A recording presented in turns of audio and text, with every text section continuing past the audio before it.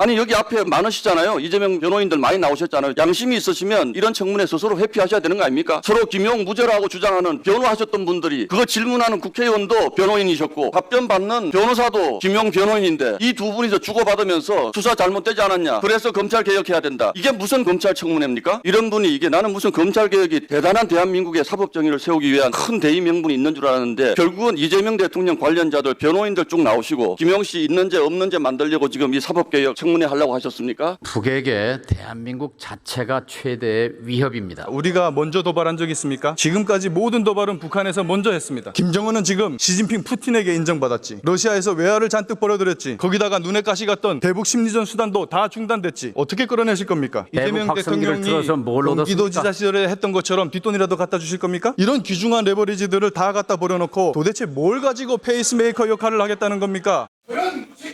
변호인으로 참석하셨었죠. 이재명 전 지사를 조사할 때도 변호인으로 참석하시지 않으셨습니까? 그때 그 내용을 잘 주장하셨다면 법원의 현출이 의원님 말씀하시는 대로 되지 않았겠습니까? 이재명 전 경기지사에 대한 공소장을 보면 마닐라, 시임양 그리고 받은 사람들은 리오남, 송명철, 리오남 이렇게 나옵니다. 그게 그렇게 다르다면 무죄가 나오지 않겠습니까? 제가 기소한 거에 대해서는 대법원 확정 판결까지 모두 선고되었습니다. 서영교 의원이 가짜뉴스 그렇게 퍼뜨리고 여기 와서 청문회 하겠다는 서영교 의원이 법사위원회 자격이 있습니까? 그러니까 가짜뉴스를 퍼뜨리지 말으라고요. 한덕수하고 언제 만났냐고요. 조이대가. 민주당이 왜 이렇게 집요하게 관행적으로 야당에 좋았던 법사위원장을 고집했는지 이제 다 드러나고 있지 않습니까? 정청래 위원장이 참 대단하셨죠. 법사위를 마음대로 전행하더니 마침내 민주당 개딸들의 지지를 받아서 당대표가 되셨어요. 축하드립니다. 그 다음에 온 이준석 위원장이 뭔가 좀 재미가 없어지셨는지 국회 본회의장에서 그것도 보좌관 이름으로 주식 투자를 하셨어요. 그 정도가 돼가지고 법사위원장을 그만두셨으면 염치가 있는 정당이면 이번에는 법사위원장 야당에게 물려주셨어야죠. 육선의 추미애 위원장이 오셨어요. 더 개판이 됐어요. 판사 스님도 안 해줘. 발언권도 안 줘. 의사진행반도 못하게. 육사 출신들이 대충 뭉개는 일은 절대 없어야 된다. 어디서 말을 함부로 그따구로 해요? 육사 출신들 했잖아요. 어디다 손가락질하고 그래? 육사 출신이 뭐 어쨌다는 거예요? 그리고 이 자리에 앉아 계신 김병주 장군님도 육군사관학교 나왔습니다.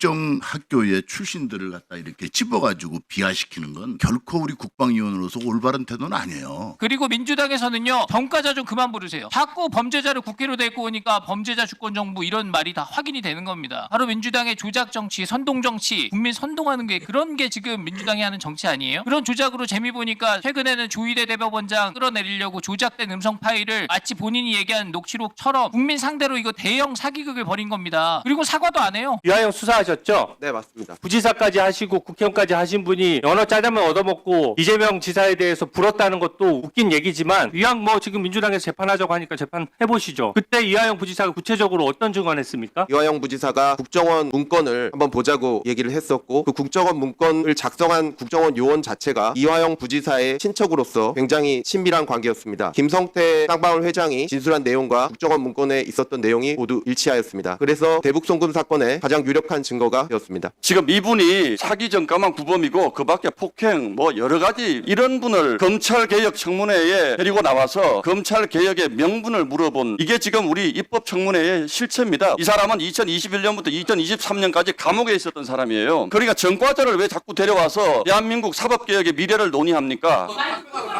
아직도 제가 원하는 위치에 못 전현희 의원 그거 알아야 될 사람이 누구예요? 답변을 하게 해주십시오. 내가 질의하는 장소예요. 은혜가 그러니까 증거를 인멸했니 말았니? 수사 지금은 제가 답변 드리고 있습니다.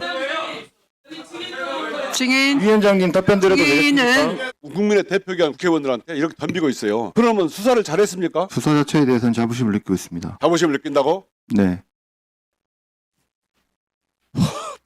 연어회 파티 사실인 것처럼 보이던데 의원님 날짜가 도대체 몇 번이 바뀌었습니까? 자, 만약에 그러니까 5월 17일이 아니면 또 어쨌든 날짜가 바뀌고 5월 계속 17일은 그때 옮기기 5월 되는 17일은 겁니까? 분명한 걸로 보여져요. 5월 17일에도 그런 적은 없다 이겁니까? 전혀 아니고요. 만약에 아니면 어떻게 하시겠습니까? 이재명 대통령의 대장동 사건 변호했던 분도 재판하고 있는 곳 가가지고 지금 국정감사 하겠다는 거 아닙니까? 지금 재판받고 있는 피고인도 이 법사위원으로 앉아 계시잖아요. 본인이 피고인이거나 본인이 변호인인 사건이 있으면은 거는 법원이나 검찰 가가지고 국정감사 하시면 안 되는 거 아닙니까? 그리고 오늘 2시에 회의 소집해놓고 회의 진행을 안 해요. 회의 진행을. 지금 몇 시입니까? 그렇게 왔으면 사과부터 하셔야 될 거 아닙니까? 그리고 지난번에 우리 회의장 상황 어땠습니까? 국회경위 13명 불러가지고 앞에 2명씩 세워놨더만요. 예전에 독재 시절에도 그렇게 하지 않았어요. 선출될 권력은 모든 것에 우위에 있다. 나치가 했던 말하고 똑같은 거예요. 그래서 나치가요, 법 마음대로 만들어서 2차 대전 일으킨 겁니다. 여러분들 그래서 독재라고 하고 있다고 저희가 얘기하는 겁니다. 아시겠어요? 지금 대통령이 5개의 재판을 받다가 재판이 정지가 됐어요. 이거 지금 제대로 된 나라 맞습니까? 그런데 민주당 지금 뭐라고 합니까? 대법원장 물러나라 그러고 있어요. 이거 잘하는 겁니까? 이상한 무슨 재판부 만들어서 민주당 마음대로 원하는 재판관에서 재판 마음대로 하고자 하는 거 이거 잘하는 겁니까? 대통령실 대변인이 나와서 대법원장 물러가라고 하는 대통령의 생각 아닙니까? 나라를 어떻게 끌고 가시냐고요. 지금 왜 간사가 없습니까? 간사를 선임을 안 해주니까 없는 거죠. 그래놓고서는 간사가 없어 협의 못한다는 얘기를 자꾸 하면 말이 되지 않는 얘기고요. 민주당